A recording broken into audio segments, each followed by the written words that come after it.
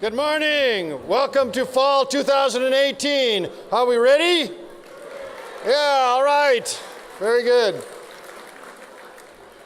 Well, the parking lot and the walkways may not be completely ready, but the parking lot will be ready for Monday. It'll be done over the weekend. So I appreciate your flexibility in finding your way here this morning. Some of the sidewalks won't be in place, but all of the sewer work and that sort of thing will be done. So people will be able to get around. We've added about 400 additional parking spaces to Lot B. There will be no paid parking, no daily rate parking. It'll all be permitted parking. And so that's in anticipation of the fact that as we begin work on the south side of the campus, we're going to build a parking structure on Lot S. And so that'll take those spots out of play while we're under construction next year. And that's because we have a bond on the ballot for November. The board approved that bond, and that's an exciting opportunity for Mount Sac. We'll be hearing a lot of information about that and the ability to learn about it and support the work that the college is doing. I want to thank all of you in the room who've been a part of the 18-month journey to create a new educational master plan and a facilities master plan. That information is online in complete form, and we're putting a nice color booklet together so you'll have an idea of what the next 15 years of the growth of Mount San Antonio College will be. And this is under the leadership of our Board of Trustees. Our 7-member board is forward-looking, aggressive, supportive. They're the community voice. And some of those board members will be here today, maybe not now, but later in the day, particularly at the lunch hour. So if you see someone looking like a board member talking to you and you wonder what they're doing, there'll be a half a dozen board members around today sharing with you this wonderful opportunity for staff development. We've got a great room full here at the auditorium, but I also want to say hello to those in the Feddersen Recital Hall who's viewing us by video and sound. And if you hear some cheers echoing out in the courtyard, you know they're happy over there to be in the Feddersen Recital Hall. So this has been an active year for our Sacramento Board of Trustees, known as the legislature and the governor's office. And I want to just comment on a few of those because you'll be hearing more about that during this fall as we implement some of those wonderful ideas that the state has had. And of course, you have the opportunity to hear some of that in the workshops and breakouts that are happening on campus. The biggest change is a new funding formula. It's called the Student Center Funding Formula. Some of us had the chance to go to the state budget workshop last week in which I asked Chancellor Ortiz a question about the new performance-based funding formula, which is what it is. It's now, I'll tell you what it is in a moment, but his pushback was, oh no, it's not a performance-based funding formula, it's a student-centered funding formula. Well, it's performance, I'll tell you. As you know, for many years, we've been funded on attendance, the full-time equivalent students, which is about $5,700 per full-time equivalent student, and we're very good at it. Congratulations for all the work that you did. We grew 3.8% in FTES last year, the largest growth in the state. Good job, good job. You are serving students and some of the neediest, most at-risk students in our community and being wonderfully successful at it. The average growth for our system as a whole was 0.4% last year. However, in the new funding formula, that growth, that FTES, that enrollment-based funding is discounted by up to 60%. It's phased in, 70% discount, then 65, then 60. That means that $5,700 is now $3,200 for the work that you do this year. So the students that you educate are now worth, this coming year, 30% less to the college in terms of income than they were before. That's the major change in the funding formula. Where's the money going to come from? Where's that other part going to come from? There's two other measures. The second measure is referred to by the chancellor as an equity measure. It's actually for low-income students. It counts the number of students who receive what were BOG fee waivers, but in the politically correct new terminology by the chancellor, they're now called college promise grants. So BOG fee waivers and Pell grants. That's 20% of the funding formula. So there's a dollar amount assigned to each student who's given a financial aid award. It also counts AB 540 students, that is undocumented students who've gone to high school in California. The third piece is on completion. Degrees, certificates, transfers, completing transfer level math and English in the first year, and earning a livable wage. And that's a point system where each point is worth a particular number of dollars. Our teams have spent some time this summer in 2 all-day convenings understanding that formula and looking at some of the elements that have been in our planning for a while that we haven't funded that will help us do well on the funding formula. But I can tell you that the enrollment piece is the biggest part of our ability to succeed and will continue to be. We're not going to give up on our primary mission of access to the most needy and high-risk students and having them succeed in furthering their educational goals and getting good jobs. That's job number 1, despite what the state tells us our funding formula is. And it'll be the first thing that we consider when we adapt to this new funding formula. Student success and equity is still number 1 in your hearts and your minds and in our mission.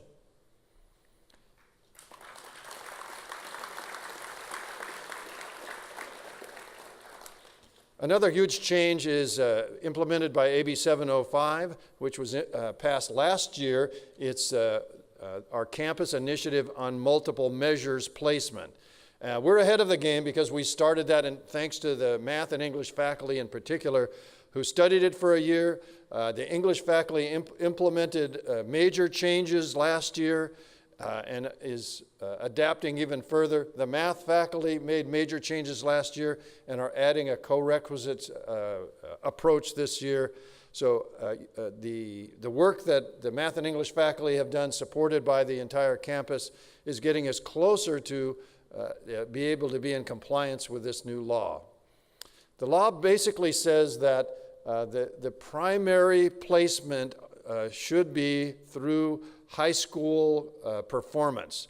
That is, which courses are taken and which grades are earned. And that's what our AQ system, the assessment questionnaire, will do. If you haven't logged on and taken a look at that, you should do that.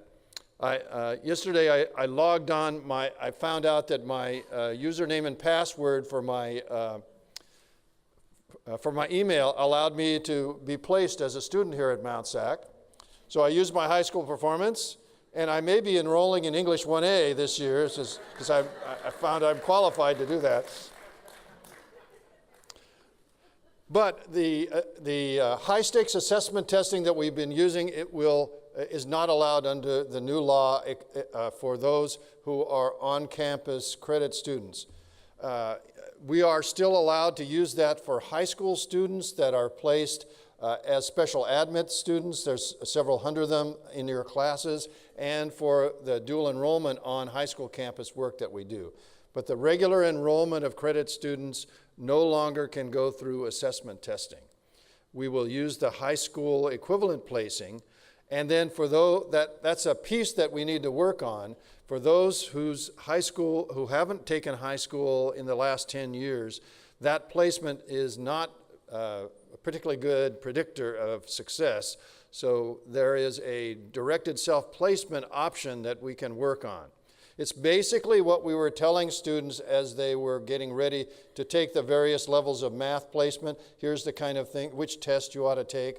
Providing that kind of information allows students to have an idea of what they will be taking. But that also means that for that group of students who are not recent high school graduates, our counseling faculty are going to be able to work with them to take a look at their backgrounds and assist in their placement. A big part of success in now placing at transfer level and one level below is providing concurrent support. At the recommendation of the Math and English faculty and support of the Academic Senate, a co-requisite model system of offering a second, typically a 2-unit course taught by the same instructor. The English, I sat in some of those classes last year in English. It's a great great model. It serves our students well, and we're expanding that and learning from that to make that successful at that. But courses below that will not have placement recommendations. We will still offer sections lower than transfer and one level below, but those will be used for students who choose, not place, to take preparation level courses. And over the years, we expect that those lower level courses will move away. We knew that was affecting our Learn program. We've been working for some time to make adjustments in the Learn program. That's 90% complete, but still some work to do.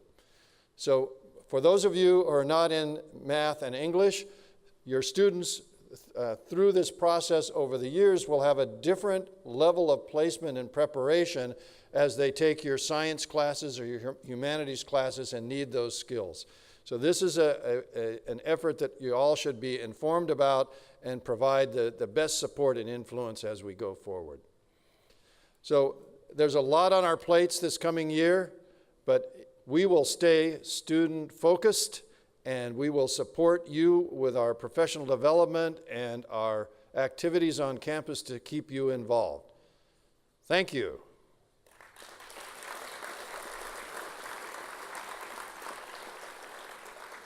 So you'll have a chance to see, I believe, on the screen some of the recognition of years of service. And I'll let you look at that as we proceed to our next presentation this morning.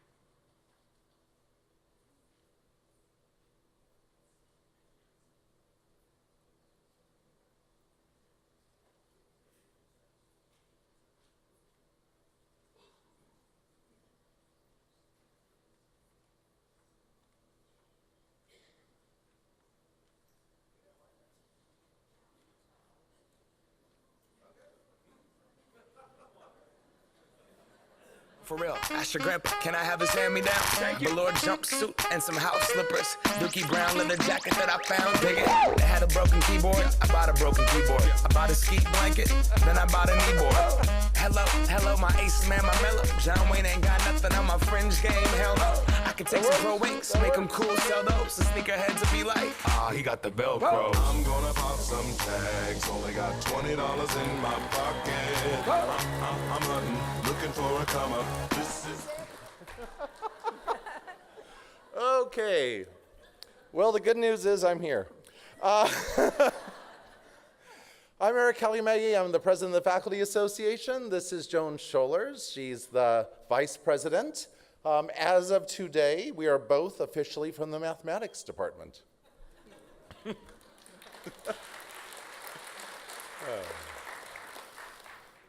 So, I have 12 slides in less than 10 minutes, so I'm going to go ahead and talk fast. The Faculty Association, for those of you who don't know, is your union. We go ahead and deal with your working conditions, your pocketbook, your salary issues. We're an affiliate of CTA and NEA, representing both full-time and part-time faculty. There's a representative council. Every department is entitled to send representatives. And I mention this because if you don't know who your representatives are, please check in your department meetings today. Our first meeting of the year is going to be on Tuesday, September 4th. Thank you. Tuesday, September 4th. They're the first Tuesdays of each month in the fall and spring semesters between 11:30 and 1. So we want to make certain that information gets broadcast back and forth. That means that we need your department to send its representatives. Please make sure you elect them today. I thought I did.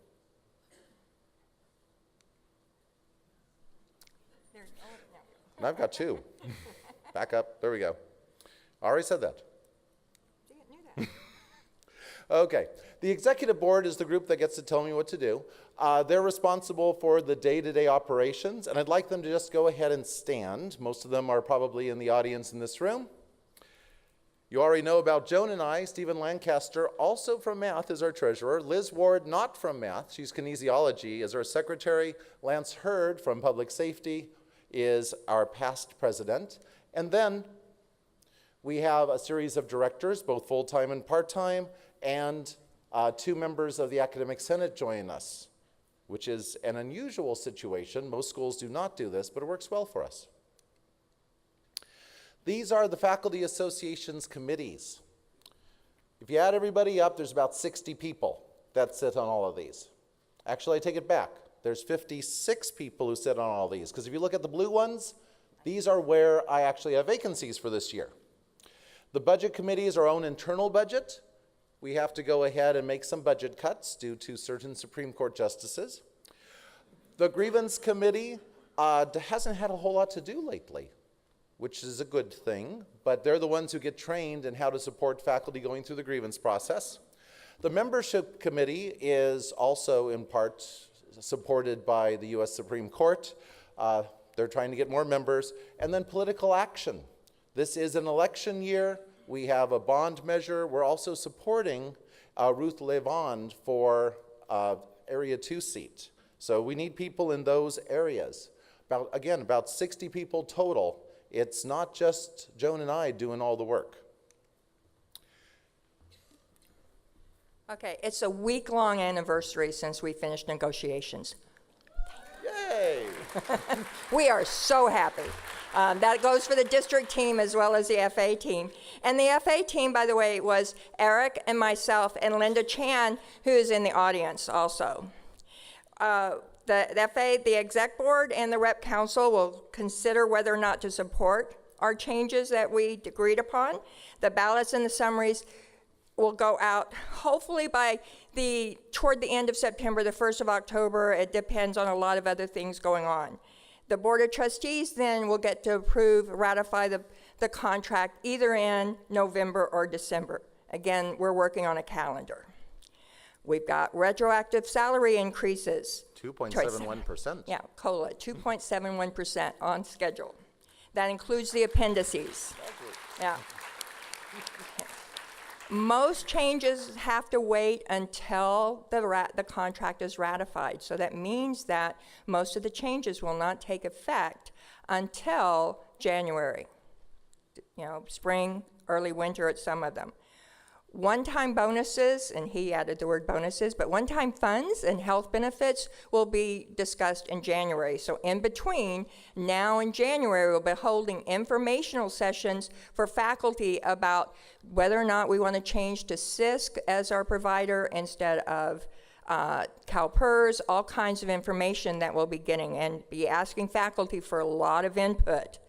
We'll be holding, that's what that says. We'll also have a new survey coming out because guess what? Negotiations start again in the spring. And it's full negotiations this time, not just reopener negotiations. Okay, so if you have questions as to what the various TAs are, we're going to be holding 6 sessions. 4 of them don't include food.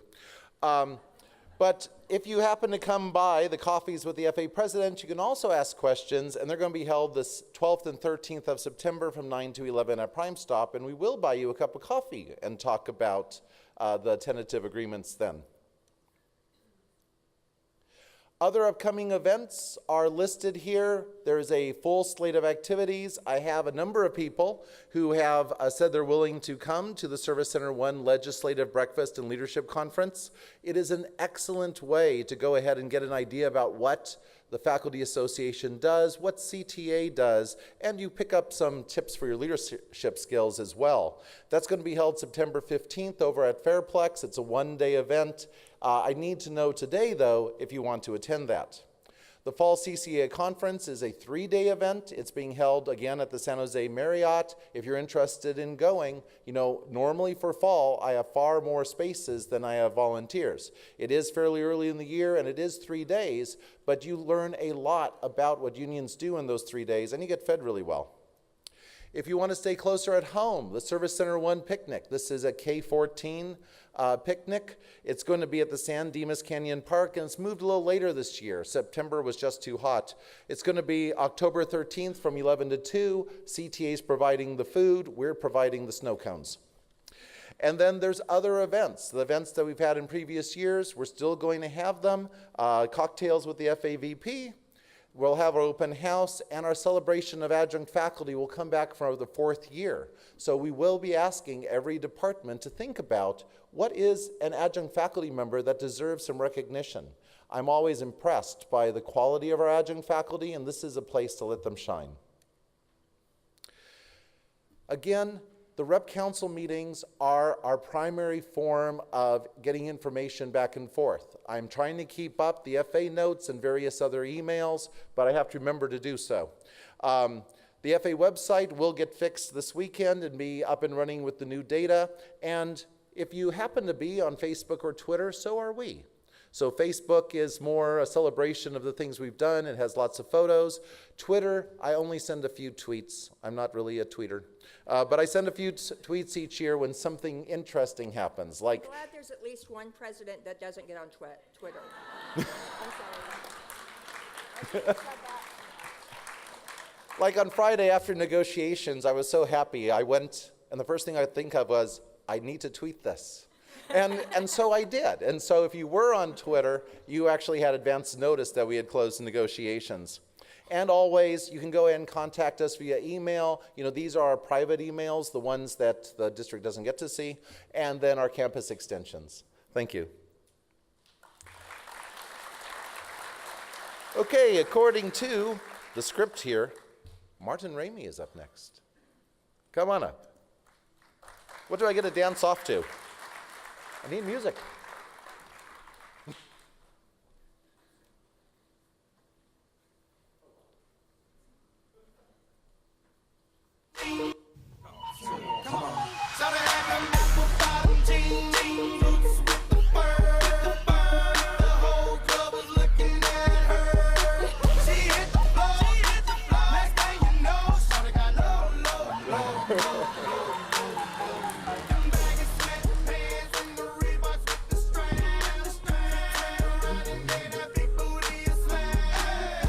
Awkward.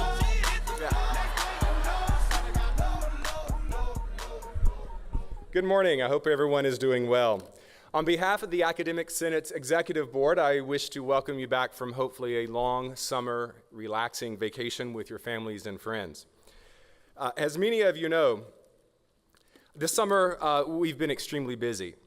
The Senate represents the faculty voice on 11 areas of issues surrounding academic and professional matters on campus. There are these 11 areas in which the Board of Trustees relies primarily upon our advice and recommendations, and others where they make decisions based upon our mutual consultation with them. The role of faculty in our governing structure cannot be overstated.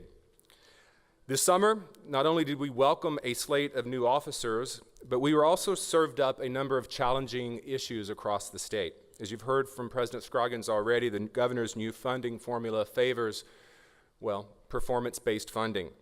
We've seen challenges to implementing an integrated plan in the form of a block grant and increasing attempts by the legislature and even our own chancellor's office to temper the faculty voice over matters concerning and requiring mutual consideration.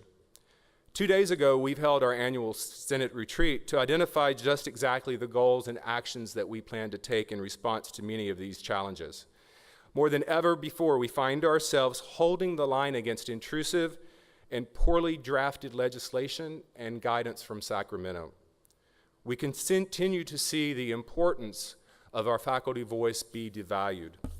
So I hope, as you return from summer, fresh, ready for the fight, that you will engage with us and assume positions in leadership and service to us. We're going to need your help.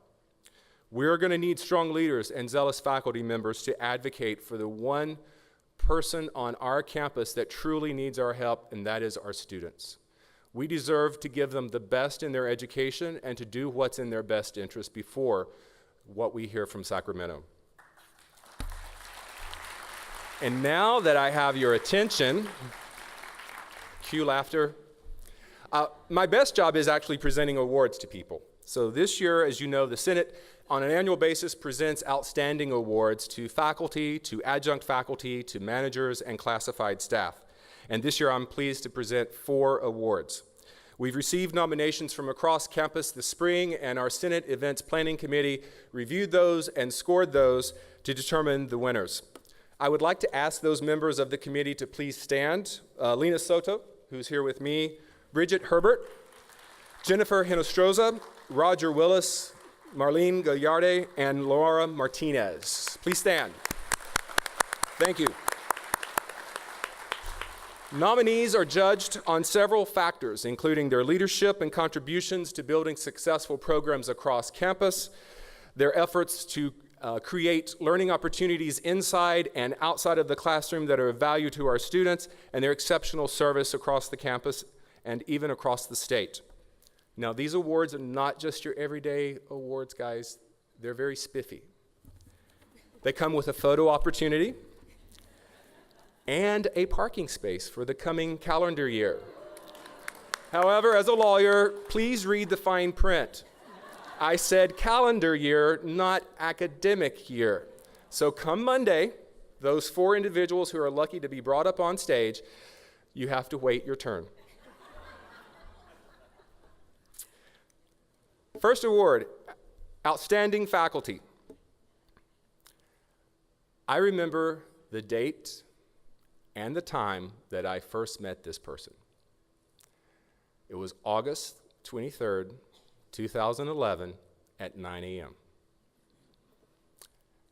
Anybody know how I remember that? Yeah, when I got hired.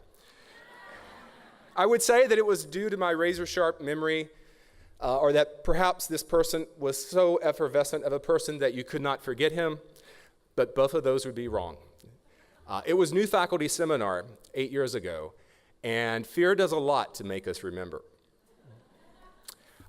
In describing him, it's going to be tough to do so without giving away his identity, right? First off, he's a representative for his department in looking at multiple measures and how it's implemented across campus. Any ideas at this point? Yeah. No, still? Okay. He helped develop a co-requisite model for his students in his math department to provide extra supports and help accelerate their learning. He has been involved for years in the Common Assessment Initiative with the AB 705 Implementation Committee statewide, and this summer spent his time working on the California Acceleration Project. Any guesses? David Beidler. Yes. David, come on down.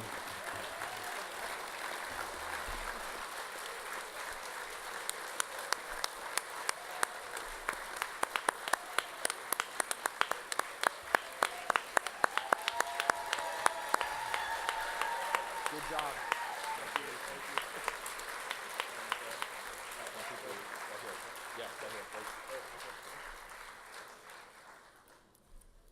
Okay, our next category is Outstanding Adjunct Faculty. She has worked for 13 years in the English Journalism and Literature Department. She's well liked and represented by both students and colleagues, is a member of the Chino Seventh-day Adventist Church, and often volunteers for fundraising in her community as well as to support homeless individuals. She is so compassionate about the people that she encounters and students on campus. She contributes to scholarships both here and at Cal Poly Pomona. She also works in our writing center. She is a very energetic person. She facilitates a number of professional development workshops throughout the year and even talks to students outside of class about how their life is going. And it's not uncommon for her when they're faced with challenges to provide that shoulder to cry on. So let's congratulate the outstanding part-time faculty member, Miss Bianca Lee. Bianca?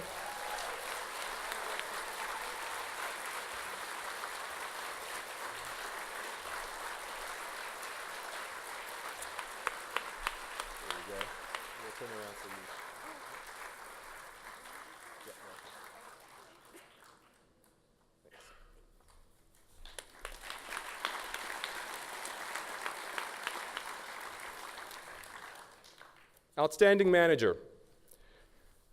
You know, we do a lot of work with students and our faculty supporting our programs, but I cannot understate or overstate the importance of having a dean or an associate dean who gets behind us and supports us.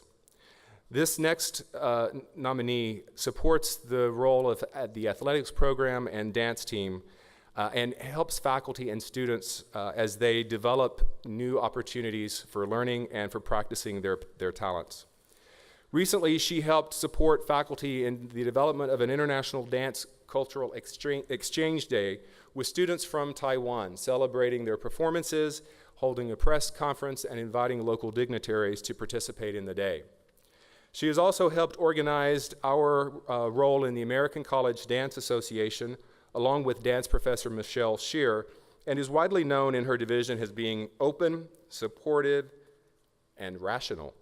Yes, I know we have deans here that are rational, but let's welcome Debbie Cavion from Kinesiology.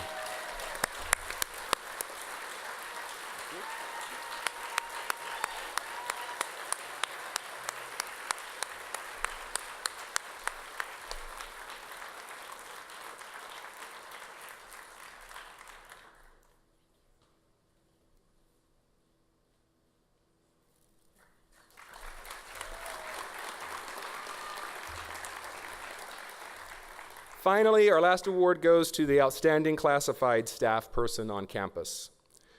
It goes without saying that a lot of the classified staff work oftentimes behind the scenes, and they are the true lifeblood of our college. Let's give them a congratulations in general. The winner of this award, however, does something that I think is fairly incredible. She keeps our labs safe. If I had been in this role, I can guarantee you there would have been more damage than a lithium battery exploding in the labs. She works in natural sciences and in the chemistry department. She helps keep the labs organized, stocked, and she helps to develop the supplies in a way that cuts down on the amount of prep time that it takes for students going into those labs so they can spend more time devoted to their educations. She is an alumni of Mount San Antonio College, and she assists with the Family Science Festival held by the division as well as the general chemistry competition. Let's welcome and congratulate Jane Ho.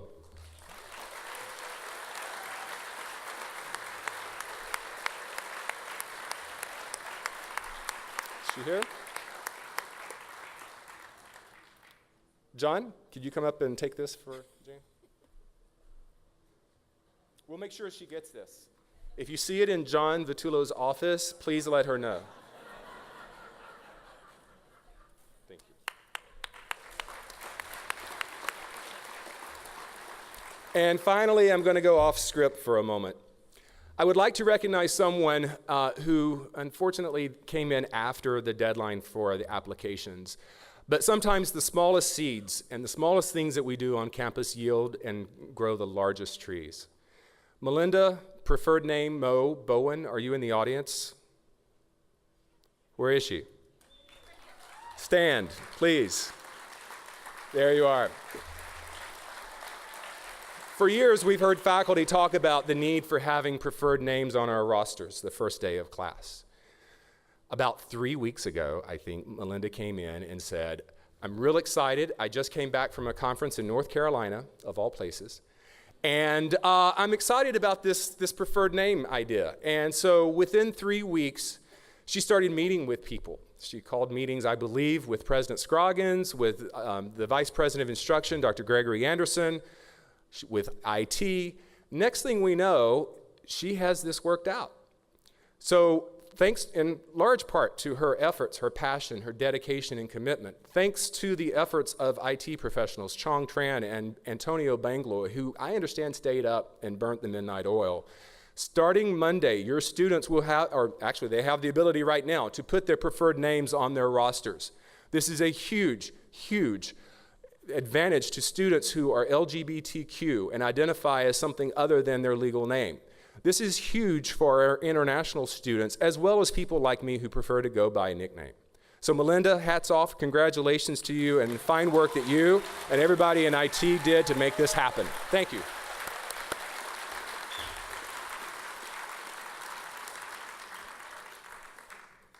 Next, President Scroggins will come up to award the President's Awards for Excellence and Innovation in Teaching. Thank you.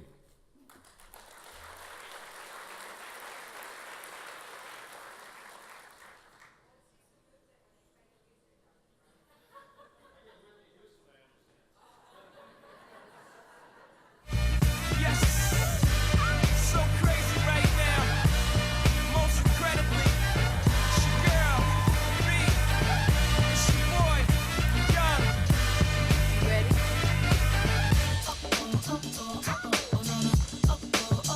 Last night got to see me do the twist. I think I threw out my back, though. By the way, I didn't have a chance to recognize the new and promoted managers. Would the new and promoted managers please stand to be recognized?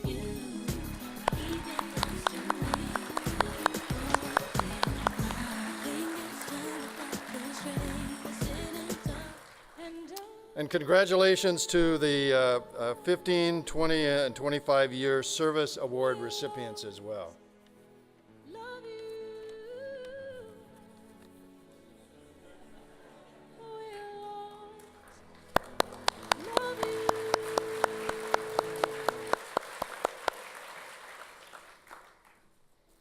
Let me welcome to the stage Emily Woolery and Mark Lowentrout to assist in presenting the awards. Emily and Mark, would you please join me?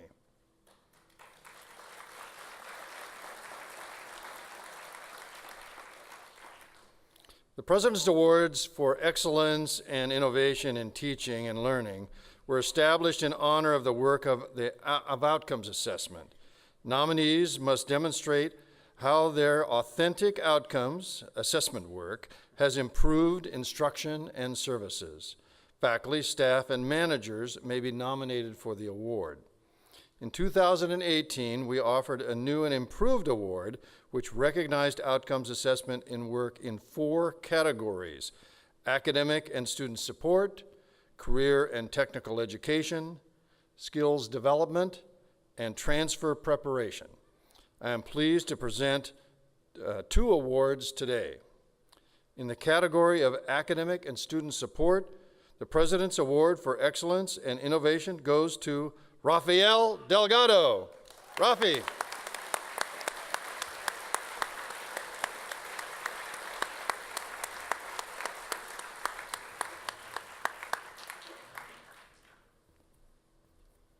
Congratulations. Over here so we can get a picture.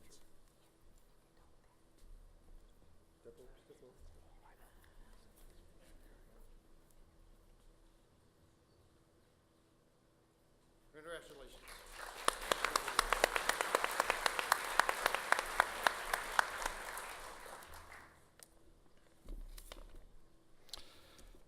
Rafael Delgado is a tutorial services specialist in the Academic Support and Achievement Center. Rafael developed a study to compare success and retention of tutorial and non-tutored students enrolled in math courses. He also looked at whether the amount of time spent in math tutoring centers impacted success. Rafael found results that matched observations from prior semesters. Through his assessment of math drop-in tutoring, Rafael has demonstrated that tutored students are more likely to pass their math courses, are less likely to withdraw, and they attain a higher proportion of passing grades compared to non-tutored students. For this work, it has been an honor to present this award to Rafael.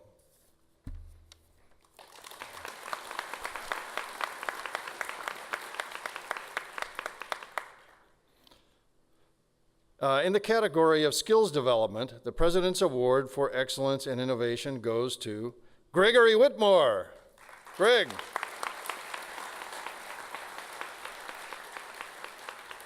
Dr. Gregory Whitmore is a professor of music and director of bands. For the past 4 years, Gregory has carried out the Mount Sac Wind Ensemble Visiting Artist Series. This residency program immerses students in the real-world instruction given by a diversity of musical experts. Assessment results keep regularly improve the Visiting Artist Series. In return, the program helps students meet course and program objectives. Gregory implements this multiple strategies to assess the success of his Mount Sac Wind Ensemble Visiting Artist Series. He has shown the program enhances, deepens, and broadens musical experience for students. We are delighted to honor Dr. Gregory Whitmore with the President's Award in the category of Skills Development.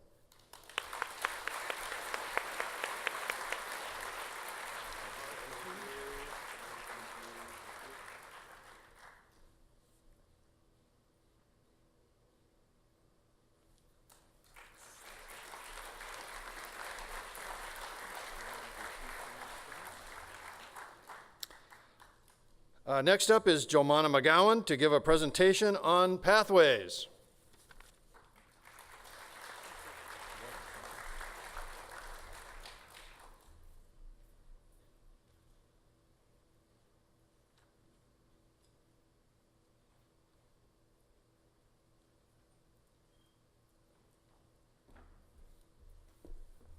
We are sure relieved there is no music and no dancing on this one.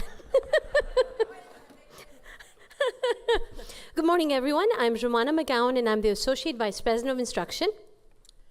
And I'm Patricia Maestro, the Guided Pathways Faculty Coordinator, as well as the co-chair of the Counseling Department. Good morning, everyone. My name is Sarah Mestis, and I'm counseling faculty. We are thrilled to be here today to share with you and provide you with information about guided pathways. We decided to split our presentation into 4 sections. First, walk you through what is guided pathways, what we are dubbing at Mount Sac, the Mount Sac GPS. Second thing is the history of guided pathways on our campus. We're going to also share with you what we have implemented so far to help the students. And fourth, we're going to conclude with what would be our next steps or future actions that we plan on taking regarding guided pathways. For those of you who don't know, Guided Pathways is a model or a framework that creates a highly structured approach to student success. Dr. Scroggins in his opening and Martin Ramey as well in his introduction this morning were talking about how important it is for Mount Sac to focus on one thing, and that is our student success. Guided Pathways allows us to focus on the students and making sure we focus on ensuring that they meet their higher education goals and objectives. The framework for Guided Pathways is that we focus on 2 things. We try to work collectively and in partnering with the students on simplifying their point of entry to our campus and working with them along their experiences as they stay at Mount Sac and helping support them as they exit our campus. We do that through 2 ways. 1, we create clear roadmaps, clear maps for all of our certificates and degrees so we can clarify to the students what they need to take literally the first semester they're here, the second semester they're here, and the third semester they're here, so we can create a smoother transition and a clearer transition for them as well. The second thing is to provide them with integrated student services as they are going through their path. And that's the focus, and that's the important part of Guided Pathways, is to ensure that we're continuously there assisting and, so to speak, holding the hands of the students as they're going through the experiences at Mount Sac. Some of you are thinking, well, is this new to Mount Sac? Well, actually, no. We started with Guided Pathways back in the latter part of 2015. We were one of the few and one of 3 California community colleges that were selected to participate, and we were the early adopters to participate with the AACC, which is the American Association of Community Colleges, at the national level, where Bill and Melinda Gates came up to us, the foundation approached us and said, we'd like to have Mount Sac consider participating at the national level with Guided Pathways. Thank God for our visionary leaders, which are Dr. Scroggins, Dr. Audrey Yamagata-Noji, and Dr. Irene Malmgren at the time. They were very interested in participating, and they attended back in the latter part of fall 2015 one of these events, one of these conferences, and took along with them a bunch of our faculty leaders so that they all could collectively learn about what is the Guided Pathways, how would we implement it at Mount Sac. They were there for 3 years. It was an out-of-state conference for 3 years. For 3 days. They came back, It's been 3 years since we've been implementing Guided Pathways. So they were there for 3 days. They came back and created the Guided Pathways work group, which is composed of a bunch of our managers, a bunch of our faculty, and those 3 leaders. And they shared with us everything that they learned. But the important thing that we would like to emphasize on our team today and in our presentation is when they came back, they said, this is the framework for Guided Pathways, but we need to focus on our Mount SAC students. Who are our Mount SAC students, and how can we create the GPS tools to benefit our Mount SAC students? The focus was strictly on how we want to do things, not how others are implementing it, and we're just merely copying it and implementing it here. And it really got a bunch of us really fired up and excited about creating the GPS system that works for our college and ends up working for the success of our students. So we were the early adopters at the national level. And then in 2016, our new chancellor, which at the time was new chancellor, Mr. Eloy Ortiz, created the vision for success for our system. And as part of his vision for success, he incorporated Guided Pathways. So we were the early adopters at the national level as well as at the state level. And now we actually send a bunch of us go out to other community colleges in California, and we share with them what we've done so far and what we've learned and how we are implementing Guided Pathways. Again, the ultimate focus for Guided Pathways or the GPS system for Mount SAC is to focus on making sure our students are successful. The basis or the crux of the Guided Pathways framework, or the model, so to speak, is based on 4 pillars. If you look at those 4 pillars up on your screen, you'll notice that it is really us as an institution focusing on the student from their point of entry throughout their experiences at Mount SAC to their point of exit. And that means organizing our certificates and our degrees and our education, mapping it for them, simplifying it for them, ensuring that we are helping them and providing them with information, employment information if feasible on the programs, and information for them to clearly articulate and decide early on what majors they want to be and declare what they want to be, so we can help get them in and out at a much faster pace, at a sooner pace, with a focus on integrating our academic support services as they're going throughout their experience at Mount SAC. Because ultimately, our goal is to make sure that they exit on the 4th pillar with learning more, growing as individuals, becoming socially more, involved in our society, and are more employable and are able to make money and continue on in society and growing further. So whether their goal is a certificate, whether their goal is a degree, whether their goal is transfer, it is imperative for us to clearly understand it, help them articulate it, create clear, simple roadmaps for them to accomplish it, and then wish them the best as they are exiting our college, and continue to monitor them as they proceed in their future life. My colleagues, both Patricia and Sarah, are going to share with you so far what we have implemented for the past 3 years with Guided Pathways, and then we're going to share with you briefly what we think our next steps are. Patricia? All right, so couple years ago, do you remember getting together in these summits and creating these collaborative maps on these big boards? And this, show you a picture of it so we can remember what that looked like. Do you all recall that? And then some of you met with me over the spring that we had to do some updates, and then you said, what happened to those maps? What happened to it? Well, 365 of them are now in our Degree Works program. And Sarah's going to share a little bit more about how that got into the system and how she continues to work with our degree map system. But 365 maps, that includes all the certificates at Mount SAC, all our associate's degrees, and all our first semester abbreviated plans for transfer majors, more local schools. And so all of them are there, 365. And so if you have a brand new program that started this year, we do need to meet so that we can go ahead and add that map into the system. And that was what I'll describe next in the next steps. We prototyped over the spring and over the summer a map workshop, we call it our Mountie Academic Plan. Our students normally do orientations in person or online. We decided as a counseling faculty to have all students do it online so that we can concentrate on advising them more properly in regards to this idea of guided pathways. So we saw 2,330 students, new students, between, let's say, March through last week. And all of these students created some kind of map using the templates that were created. And again, the maps are really useful primarily for our new students because they're new, they don't have anything yet, and they've been very useful in that area. But we also use it with our continuing students to give us a framework of what we should be planning for students, especially if they're already on board, and we're kind of figuring out what should they be doing next in regards to their programs, especially in your areas. And that's where bullet number 3 and number 4 kind of speak to, is that our counseling faculty are using these. We're continuing to promote these in our department meetings and us giving faculty more time to use these. But your students can start showing you their maps in their appointments with you. If you want to have students come and speak to you about their maps, you can log in, and Sarah's going to talk about accessing this. But how do you get students to use these? And you can have them show you their maps, and they're going to be in the system, and we have the templates, and we're ready to go. We were hoping to show you a visual of the maps and how to get to the maps and show you where there is, but Sarah's going to explain a little about that more because we don't have interaction. So I'll have Sarah share. Good morning, everyone.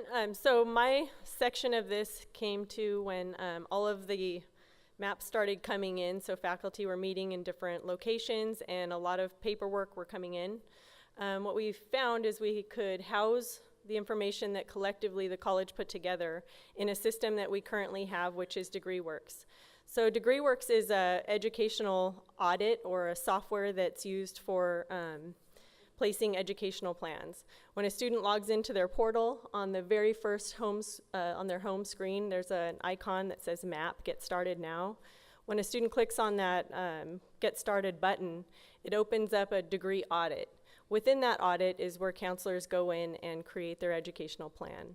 Within that system, we were able to add all of the templates or all of the maps that the college collectively put together with counseling so that it was in a place where we could view it. It could be altered when needed, and so that it was consistent and students could find it. So currently, that's where we've placed everything. Now going forward, we wanted a location where students that were not current students or students that were looking into coming to the college and joining a program could find it. So was it last week? Yeah. About last week, we finally have a website. So everybody's been working really hard in getting the information that we had in the one system into a place where we could view it live without having to go into a DegreeWorks software. So now live is our new Guided Pathways website. We were hoping to show it to you live, but we don't have the technology in the room. So the icons that are there are what the website actually looks like, and we will send out a link to the campus. So a student interested in going into aviation, for example, can click on the aviation programs, and they will see an icon that shows what degree or certificate options that they have, and see what a roadmap could look like for them if they were interested in attending Mount SAC. From that point, the student could come in, see a counselor, and the counselor would go through and say, you know, this works really well for you if you're going to school full-time. If you're going part-time, we can make alterations and make an actual degree pathway for them. So we are very excited that we've got a place, we have a live location, and it's not difficult for the students to find. And with that said, and I shared this earlier, we're not done mapping. That's the other thing. We need to continue to update maps. When I met with faculty over the spring, just to go over some questions that we had about maps that were developed 6-8 months earlier, faculty were discovering when I met with them, they said, I don't teach those classes in the winter. I don't offer that, or that class is no longer part of our program. So I discovered, and I share with our team, is that the maps that have been created, we need to continue to update them. So the other place that we're going to ask you to contact Sarah or myself and let us know if you want to create a new map, or do you feel that your program has changed since 2 years ago and you want us to go back and review it? And you can go to this website, look at your maps and say, you know what, I do need to change my certificate, I need to change my associate's degree. So this is a time for us to continue to monitor our maps because students are going to visually see these maps. Counselors are using them, and you can use them too with your students. So this is where we want to make sure that information is accurate and always informing the student, because we don't want to put the student on the wrong path. That's the whole point of Pathways, is to make sure that they're on the right path. The next thing is we're going to increase counselor liaisons. We're going to be having a summit. The Counseling Services Department will be having a summit in a couple of weeks, and we're going to be talking about how do we best support our students And that has always proven with our liaison roles. I love my nutrition faculty. I left them after 5 years, and I left them because, oh, thank you, Jean. I'll pay you later. So I love that relationship, and I know a lot of our counseling faculty have wonderful relationships with their liaisons, and so we want to increase that because a part of Pathways is how do we communicate with students. The role of educational planning has to have a partnership with the career information, with what does it mean to be this, and that's where the discipline faculty come in. You know your area, so I'm using nutrition as an example. They know their careers, they know the different avenues that students can take. I am not a nutrition faculty.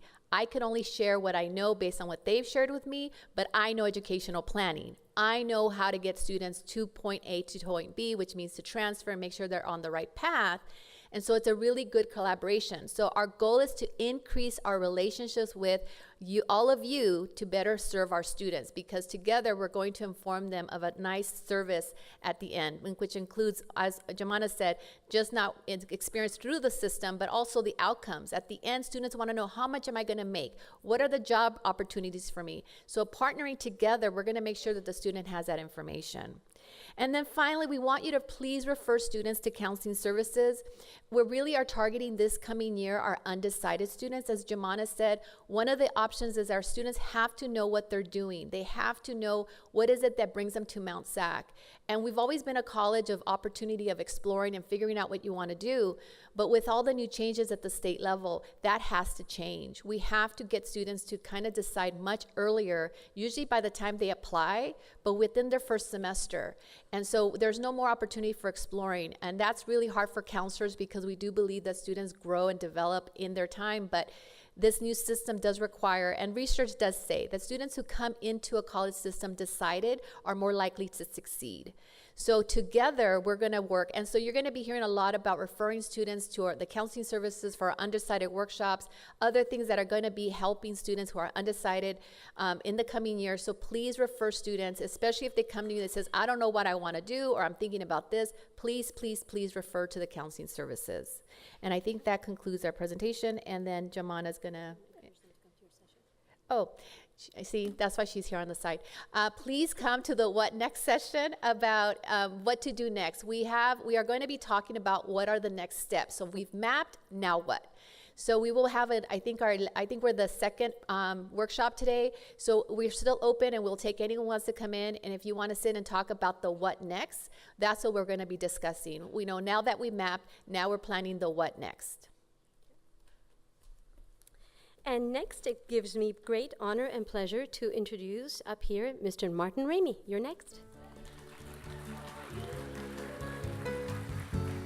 The moment I wake up, before I put on my makeup, I say a little prayer for you.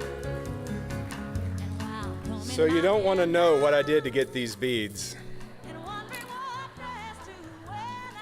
However, having bumped into Jennifer Galbraith in the entry hall, I have to up my game next year. She's got a lot more beads than me. Actually, if you're wondering why people are wearing beads, there's a reason. This year, we started to recognize the folks who have service awards as wearing beads. So though you've seen their names already, for 5 years, 10 years, 15, 20, 25 years of service here at Mount SAC. Please stand. Let's give you a congratulations for your dedication and service over these 25 years.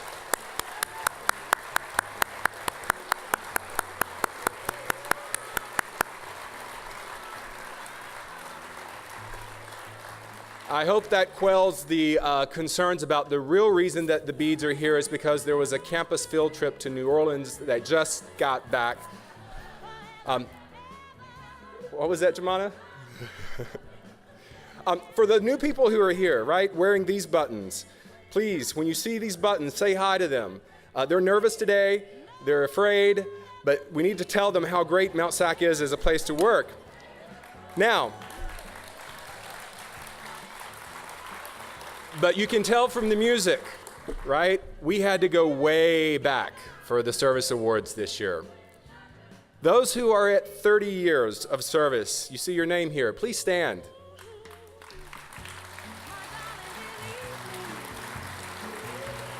35 years.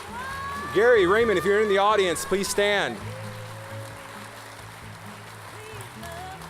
40, Nettie. 45, John. And guess what? 50 years of service, 1968, and Aretha Franklin.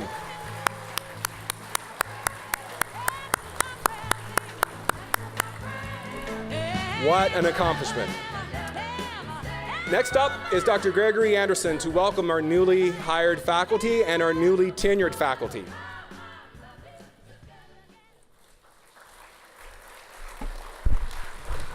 Good morning. Good morning, everybody. Thank you, Marty.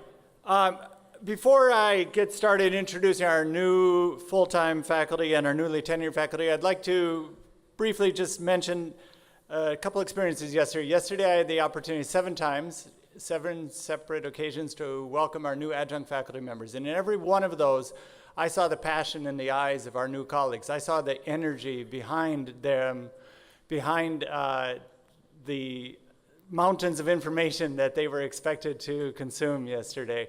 And what I saw is what I see in the eyes of all of you, and that is a passion to serve students. So what I'm asking, what I gave them was my cell phone number, and I told them, when in doubt, just remember that random dude who showed up with his suit and welcomed you is ready to help. But before that, you've got a lot of tenured and tenure track faculty members who are here to help as well.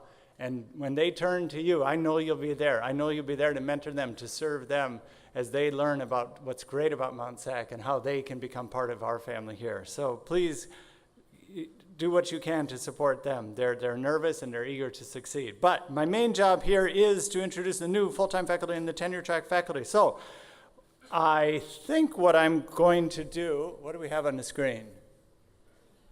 New faculty. Oh, it's on, no, it's not mine. So what I have is a piece of paper in front of me, and I think what I'll ask you to do is stand as I say your name, and probably hold the applause till the end, and we'll go through this. We have Esteban Aguilar from Library and Learning Resources. From Business, we have Aisha Ahmed. We have Isaac Carter from Kinesiology. Paul Chu from Computer Information Systems. Daval Doshi from Chemistry, James Holbert Jr. from Computer Information Systems, Stelman Kelly from Arts, Alvin Kung from Chemistry, John Kukta from Welding, Anthony Lopez from Biological Sciences, Danny Lopez from Public Safety Programs, Jennifer Loredo from Agriculture Production, Jasmine McLeod from Communication, Child Development and Education welcomes Estela Mejia Gonzalez. We have Luz Melendez from Child Development and Education as well. From Physics, indeed, Physics, Sarah Nichols. We have Tui Pham from Communication. Heather Ponce from Access. Arts welcomes Kyler Smith. For Welding, we have Raul Tapia. Counseling, Jessica Valdez. And Luis Veo from Economics. Welcome to all of our new full-time faculty. Stand up, please. All of you, stand up.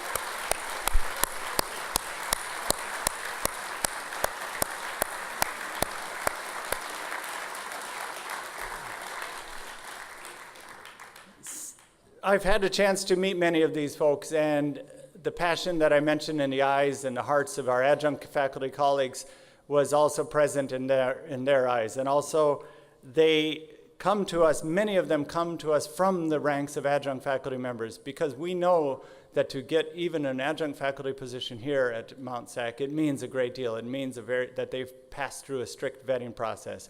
And then to secure one of these plums of the tenure track positions or the one-year full-time positions, it's an even more rigorous process because it's such a desirable place to work and the pools are competitive. So it's an accomplishment to have joined us, and now you start your track of going through tenure. It'll be supportive, it'll be formative, and you will emerge stronger at the end of it. So congratulations to all of you. Newly tenured faculty, this next section, when I gained tenure, I remember this moment myself, and I remember thinking, it's a turning point. It's a point when you gain access and secure your place in a very long tradition, an academic tradition that goes back many, many decades.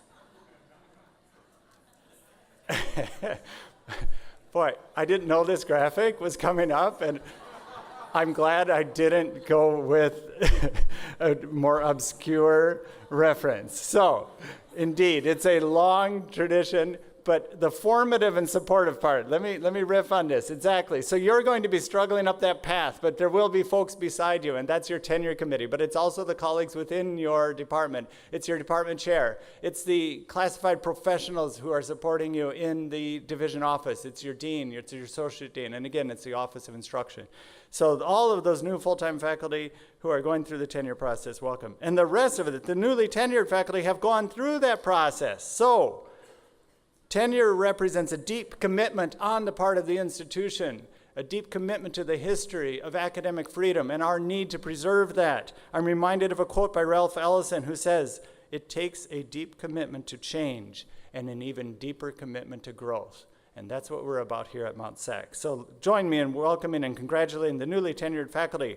Roxanne Ann Ardenston from Communication, Scott Childress from Mathematics, Eric Danson from English Literature and Journalism. From Nursing, we have Jamie C. Hooper. Is it Jamie or Jaime? I'm sorry. Okay, good. And then from English Literature and Journalism, again, we have Jason Cordich. Julie Mallard-Laverty from Communication. Accounting and Management, welcome, is congratulating Regina V. Martinez. We have Yoshiko Dana Mijo from English as a Second Language. From Chemistry, we have Tang X Nguyen. Rubilena Rojas from Kinesiology. Srikantas Tankamushi from Commercial and Entertainment Arts. Gregory Whitmore from Music. And Abby Wood from Business Administrations. Congratulations to all of them.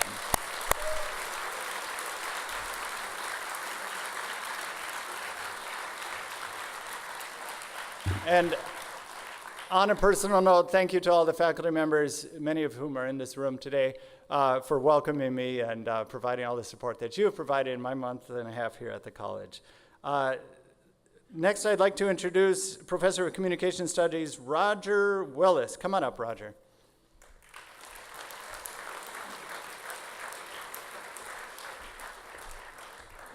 Hi there, I am Roger Willis. This is Jasmine McLeod. We are two of the co-directors of the Forensics or Speech and Debate team here at Mount San Antonio College.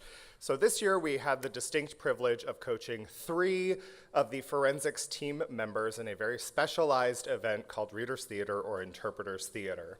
This is an event where students get together and they collect a variety of types of literature, including plays, stories, poetry, movies, news articles, journal articles, and they craft a performance around a centralized theme. This year, 13 received gold at our National Forensics Tournament. It is, yes?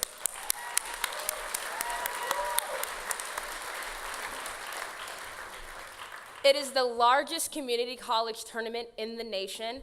At this tournament, they also received the Huffer Goldman Award. This award is given to the reader theater that exhibits the finest quality of performance, and it is voted on by their peers. They also attended the American Reader Theater Championship.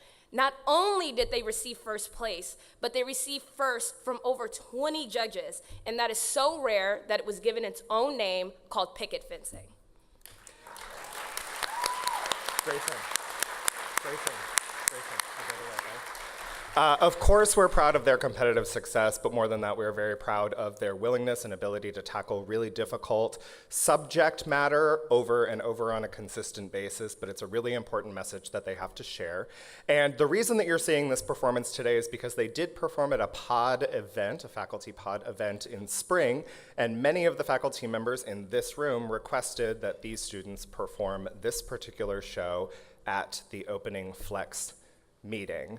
So without further ado, if you will join us in welcoming Julian McDonald, Grayson McGee, and Aaron Evans in 13. Yeah, they're off that.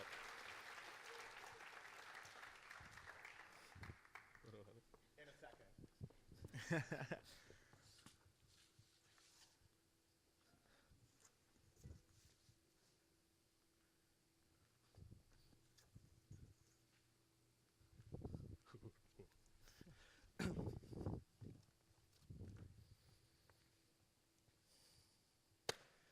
The devil's gonna make me a free man. The devil's gonna set me free. Oh, the devil's gonna make me a free man. The devil's gonna set me free. Ain't got no place. The devil's gonna make me a free man. Only The devil's gonna set me free. Ain't got no place. The devil's gonna make me a free man. Come on, The Lord, devil's won't gonna you set take me me free. now? President Barack Obama. Now let's look at the statistics. The United States is home to 5% of the world's population, but 25% of the world's prisoners. Think about that. Wait, 1 out of 4? 1 out of 4 human beings. With their hands on bars, shackled, are locked up here in the land of the free. 40% of that population is black. But history is not just stuff that happens by accident. We are the products of that history. The 13th Amendment to the Constitution declared, neither slavery nor involuntary servitude, except as a punishment for crime, whereof the party shall have been duly convicted, shall exist within the United States or any place subject to their jurisdiction. In other words, it grants freedom to all Americans. Let's go. Almost. There's a clause, a loophole. And it's there to be used as a tool.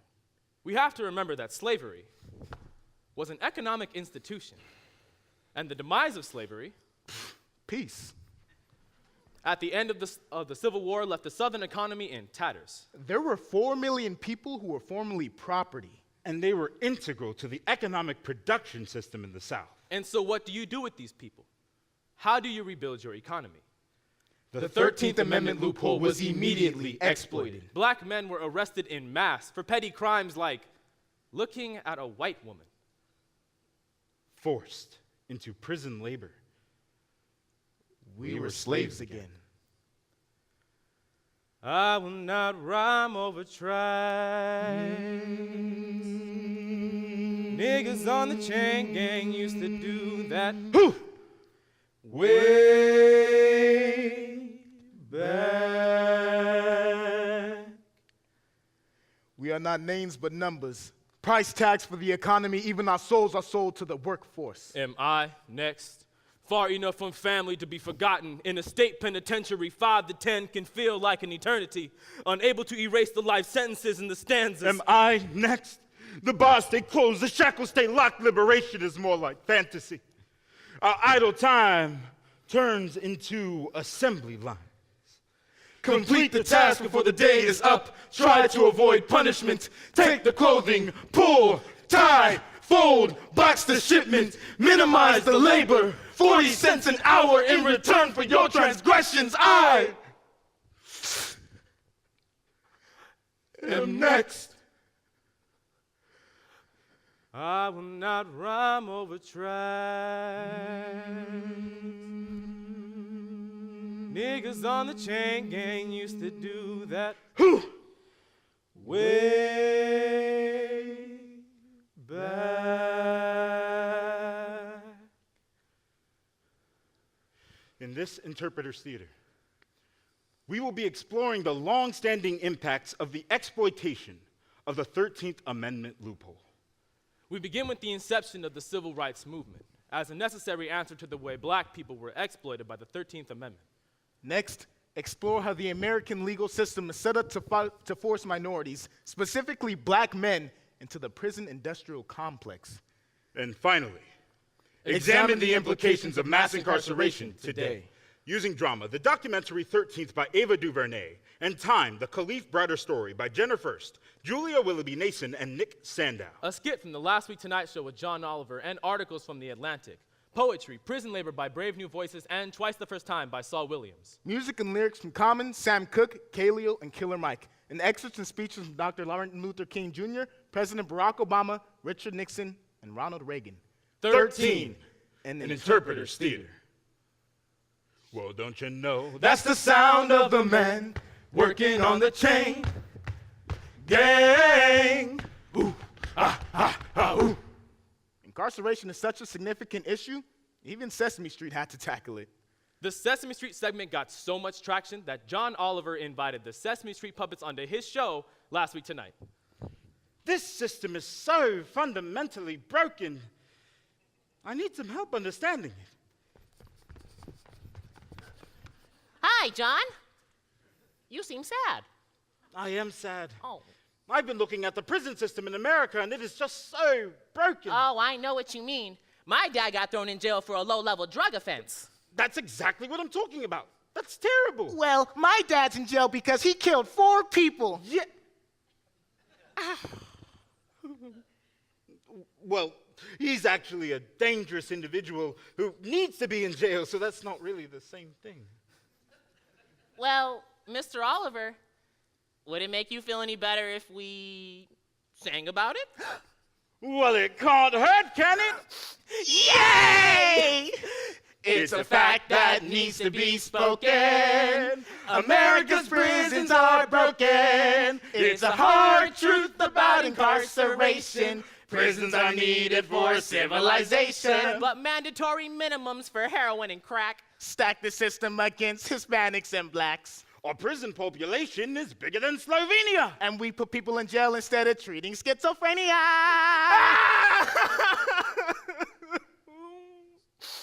They threw my dad in jail because they said he's a monster. Well, what did he do? Nothing. They just said he looked like a monster.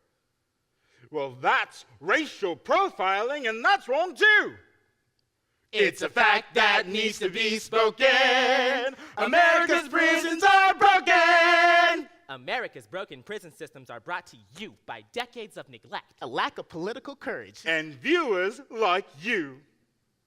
Yay! And it all started with the 13th Amendment loophole. After the passage of the 13th Amendment, other laws were passed that relegated African Americans to a permanent second-class status, segregation, and Jim Crow. And then, the brutal abduction and murder of Emmett Till in 1955 galvanized the emerging civil rights movement. This little nigger whistled at Carolyn Bryant, a white woman who was a cashier at the local grocery store. Then, 4 days later, Bryant's husband and her half-brother kidnapped Till, beat him, and shot him in the head. In response, the Civil Rights Act and the Voting Rights Act passed. MLK letter from Birmingham jail. For years now, I have heard the word wait. It rings in the ear of every Negro with piercing familiarity. This wait has almost always meant never. Justice too long delayed is justice denied. Unfortunately, at the very same time that the civil rights movement was gaining steam, crime rates are beginning to rise in this country. And even though this was due to a population boom, it became very easy for politicians then to say that the civil rights movement itself was contributing to rising crime rates. This is a nation of law. And as Abraham Lincoln has said, no one is above the law. No one is below the law. And we're going to enforce those laws. And Americans should remember that. If we're going to have law and order. Sound familiar? That was Richard Nixon. Mass incarceration began in the 70s. And according to American political activist Angela Davis, it's with the Nixon era and the law and order period when crime begins to stand in for race. Imagine watching your entire life pass you by from behind bars. The Angola State Penitentiary was literally built on top of a former slave plantation. Prisoners are paid up to 29 cents a day to work in the fields, picking cotton. Man, how long are we gonna be at this? I can't believe we out here picking cotton. Yeah, well, you better count yourself lucky. At least they don't throw you inside. Sounds better than being out in these fields like slaves. Boy, slavery never ended. It just got reinvented. How long you been here, old man? I got locked up in July 1981. For what charge? Second-degree murder. Did you do it? Nah. But you here. I'm here. Man, that ain't even right. None of this is right. It's like we've gone back in time. Shh. You better not let them hear you talking like that. Oh, you want to go inside? They'll put you inside. Inside in solitary? You really want to spend the rest of your sentence locked up for 23 hours a day in a cell that's 8 by 4 feet? Go ahead and tell them you're not going to pick cotton for them. Man, I remember when they first brought me here. I was pissed too. It's like I went back in time. But we are the descendants of slaves. Your great-great-great-granddaddy probably picked cotton in these same fields. They know that. And you need to remember it too. You know what's good for you. You're never getting out of here. You better get used to that. They bring the men and women in shackles, unrecognizable, uniformed, living amongst each other as animals. The private prison complex is a modern-day plantation. In Angola, Louisiana, the correctional officer rides around on a horse with a pistol on his hip like a whip overseeing state property, while workers unwillingly wield shovels, doing hard labor while doing hard time. Brown bodies in assembly lines. We use a needle and thread not to sew our broken pieces, but to stitch anything placed in front of us. Cotton, pick, car, fix, sew, stitch, broken, rebuild, break, break again. Battle for rehabilitation. You incarcerated me, not for my crime, but for my time. I am next.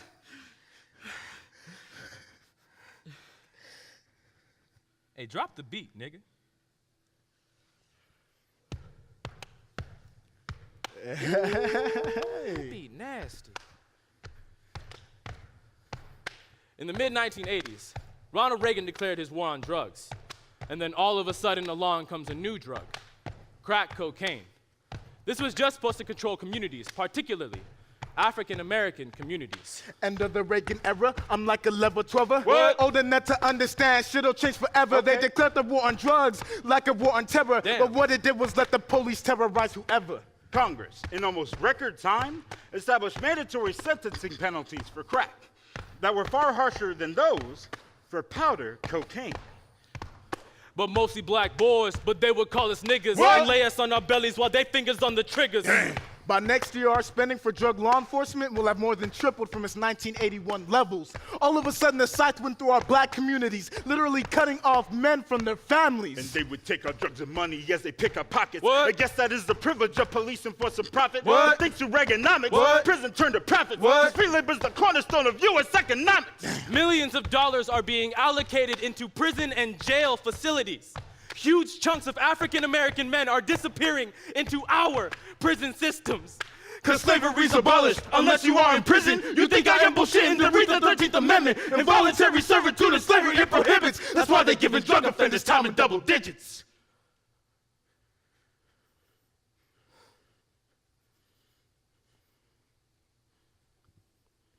And then, in the 90s, Bill Clinton was trying to figure out how to deal with Reagan-era policies. He adopted a tough on-crime stance and passed the 3 strikes you're out law and mandatory minimum sentencing. These laws put people in jail for what became life sentences for drug crimes like marijuana possession.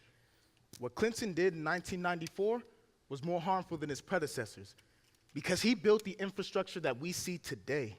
The militarization of prisons, all the way down to small rural police departments that have SWAT teams. We have truly become a nation of mass incarceration that is overwhelmingly biased against people of color. The U.S. prison population in 2018, 2,306,200. On the night of his arrest, Khalif Browder was walking home from a party in the Bronx when he was stopped by police. Okay, Tell us your story from the beginning. I was 16 when I was accused of stealing a backpack. And the cops said, We're going to take you to the precinct, and most likely we're going to let you go home. but then I never went home. I spent 1,000 days at Rikers Island, most of it in solitary. I had over 30 court dates for a crime I didn't even commit. Khalif Browder. Khalif Browder Browder was 16. He was arrested He was for arrested allegedly for stealing a backpack. With little to no evidence, the cops had still placed him in jail at Rikers Island. He remained for over where he was 1,000 tortured days. in solitary confinement. They said that you could post bail. Yeah, that's right. $10,000? Yeah, but I couldn't make that money. My family couldn't put it up. When Khalif came home, physically he was right in front of you. But mentally he wasn't there anymore. These holes on the wall, this is how he releases his anger. Whenever he thinks about Rikers, he just gets really, really upset. But the city knows what they did to him. And I'm just waiting for the day he gets justice. I just thought it was a routine stop and frisk. Stop and frisk! Stop resisting! Hands behind your back! Stop resisting!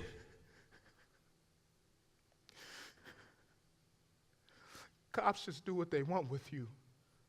I was just walking home. They shone the light in my eyes and just put cuffs on me. They said some guy had accused me of robbing him. I didn't even have anything on me. And then he said I tried to rob him. I was like, how did I try to rob you? And then he changed the story again and said I robbed him 2 weeks ago.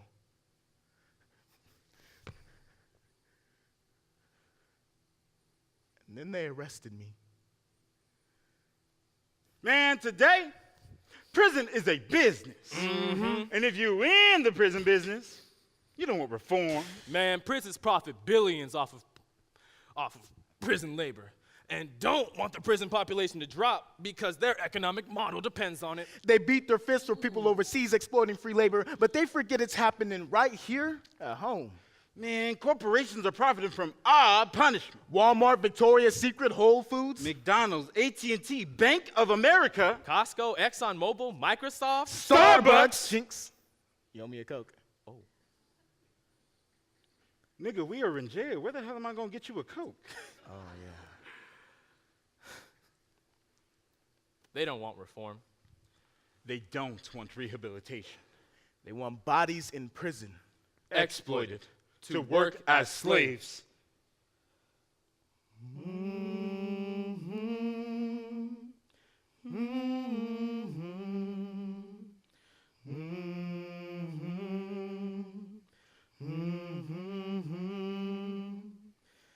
Southern leaves, southern trees we hung from. Barren souls, heroic songs unsung. Forgive them, Father, they know this knot is undone. Tied with the rope that my grandmother died from. Pride of the pilgrims, affect lives of millions. Since slave days, separating fathers from children. Institution ain't just a building, but a method of having black and brown bodies fill them. Freedom, freedom come. Hold on, won't be long. Tell us about Rikers. The corrections officer threw me down to the ground every chance he got. This video was obtained by the New Yorker magazine. Get on the ground now! Get on the ground and wave your sport! Stop resisting! Hands behind your back! Break his fucking wrists! I told you to stop resisting!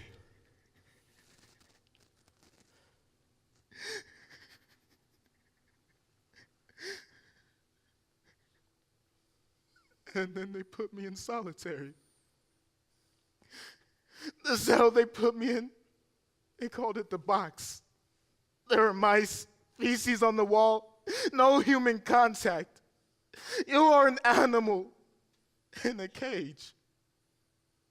I would cry myself to sleep. I lost my sanity. And then if you ask to see a counselor because you don't feel right, feeling suicidal, They just take even more from you. They just strip you naked to beat you till you can't even move. Just laugh and say. You feel like you want to kill yourself? Well, how about we show you what real pain feels like, and then maybe you'll think different.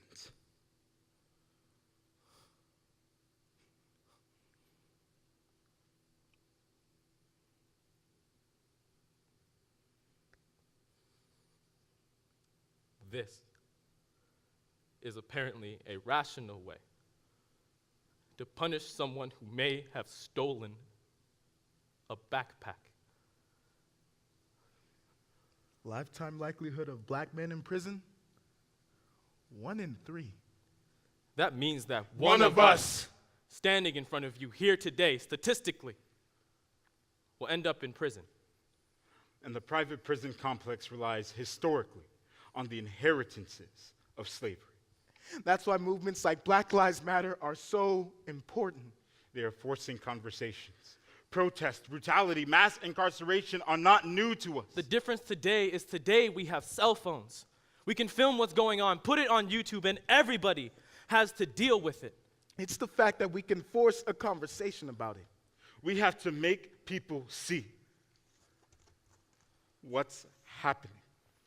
Having people truly understand that it is not until Black Lives Matter that everybody's life matters.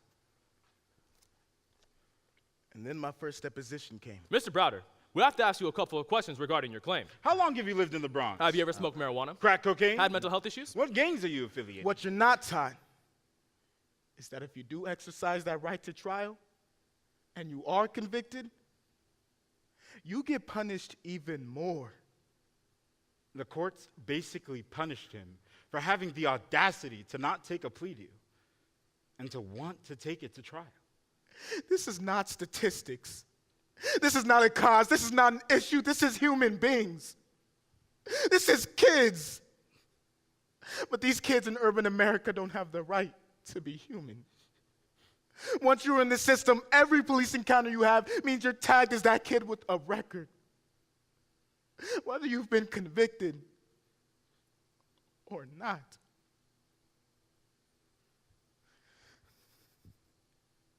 Two years after his release from prison, Khalif Browder hanged himself in his apartment in the Bronx.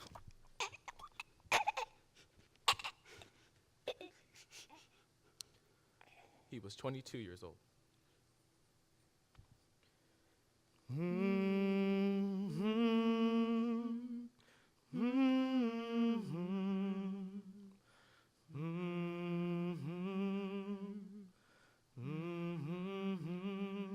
If I would have played guilty, then nobody would have taken the time to listen to me.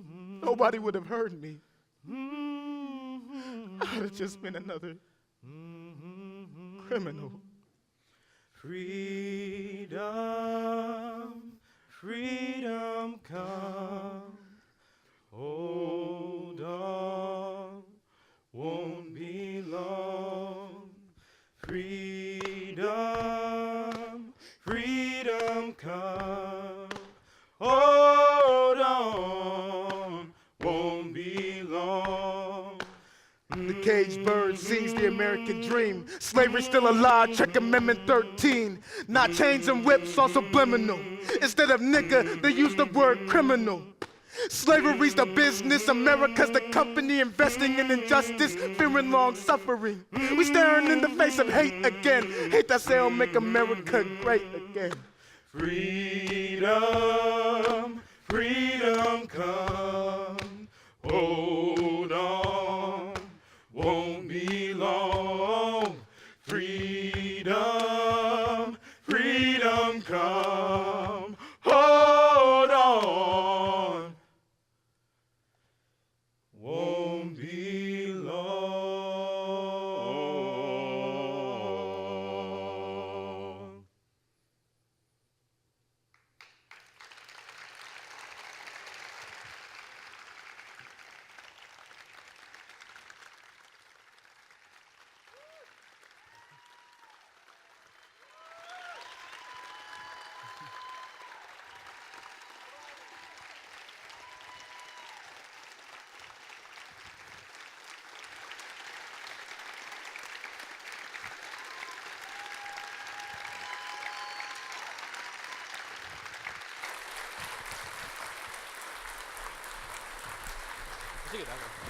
I think they'd like to hear real quick what your plans are for next year, and then we'll get out of the way. So where are you going to be next year at school? Next year, I'll be returning back to Mount Sac to.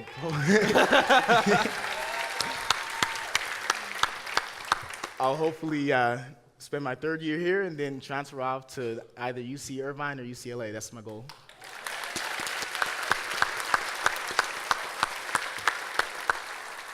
I just transferred to Cal Poly Pomona.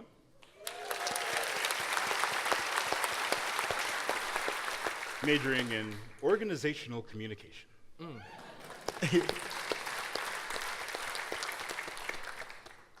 I'm also staying here in Mount Sac for one more year. And then hopefully I'm going to go to UCLA to get my bachelor's in communications. Thank you, guys. Thank you.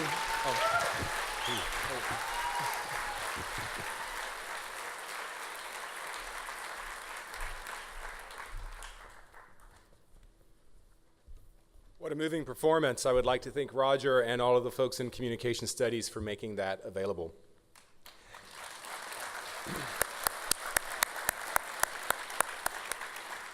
I have some lengthy announcements. Sorry. This is the longest portion of the program today. Actually, I would like some people to stand. Lena, are you here? Yes, there you are. The work today, Planning Flex, is something that a lot of you don't see, but trust me, it takes all summer long.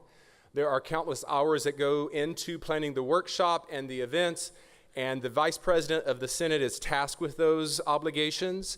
So for the second year, she's done this, and she's done a wonderful job. Let's congratulate Lena on her hard work. Be sure to thank her today. Also, we have some administrative support for planning the day. Carol Nelson, Bridget Herbert, Laura Martinez, and many others. If you're in the house, stand. We would like to congratulate you for all you do to make this day a success. Finally, open workshops. You'll see up here on the screen that there's a number of open workshops. So even if you have not registered for one yet, you may crash. Please note those that do have open suggestions or open seats. If you have not registered, just sit back a little bit. If it looks full, allow those people who have registered ahead of time to take a seat, but otherwise join in as soon as you can find a place to sit. Again, remember our new faculty members are wearing their buttons, so please say hi to them, make them feel welcomed.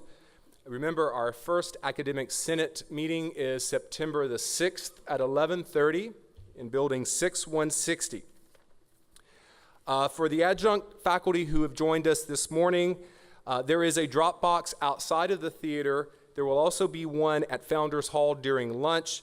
So if you're attending a department meeting, you can take those timesheets, turn them in, otherwise drop them outside or during lunch. Lunch will be served at Founders. However, due to construction, it'll be on the backside of Founders Hall. There should be in your packets a variety of flyers, including adjunct faculty resources, as well as maps of today's activities and a schedule showing you the workshops in which rooms those are located. Be sure that you refer to that. New full-time faculty. Please look for Yolanda Haro outside of the theater. She's going to be holding a sign saying new faculty orientation, and she will escort you to your workshop. For those who are signed up for the Making at Mountie Makerspace workshop, look for the name of the workshop on a sign outside. Martin Mason will be there waiting to walk you to the workshop. If you need assistance getting to the workshop, let him know. We have a cart available to assist you. Thanks, and have a wonderful Flex Day. I realize I'm letting you out early. Please don't dock my pay.